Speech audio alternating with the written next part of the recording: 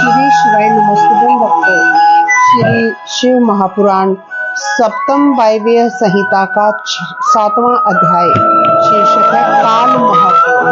मुनि बोले, तब क्या काल से ही सब उत्पन्न होते हैं और काल का ही कभी नाश होता है?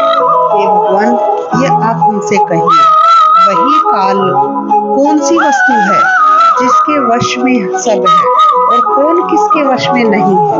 वायुदेव ने कहा, कला, काष्ठा, निवेश और कलाओं की ही वृद्धि ही काल का शरीर है और कलात्मक ही परमेश्वर का तेज है, जिसे चराचर स्थावर जंगम कोई लांग नहीं सकता, क्योंकि विश्व नियामक ईश्वर का वही बल है जिसकी अंशमयी शक्ति कलात्मक महात्मा से निकलकर उसी प्रकार उसमें प्रविष्ट हो गई है जैसे लोहे में अग्नि प्रविष्ट हो जाती है। इस कारण काल के वश में संसार है और काल शंकर को छोड़ किसी के वश में नहीं है, क्योंकि शिवजी काल के वश में नहीं है। उस काल में शिवजी का तेज समाया हुआ है। काल मर्यादा को कोई मिटा नहीं सकता।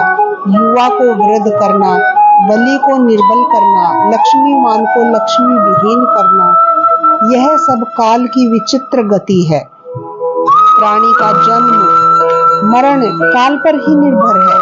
बिना काल के सुख दुख नहीं। सफलता, उत्पत्ति और कृषि कर्म सब काल से ही होते हैं और नष्ट होते हैं, और काल से ही लोगों के जीव संजीवित होते हैं। जो इस प्रकार जानता है वह परमात्मा को प्राप्त करता है, जिनमें ना काल है, ना बंधन, ना मुक्ति, ना ही प्रकृति है और ना ही पुरुष, वह विश्व रूप भी नहीं है।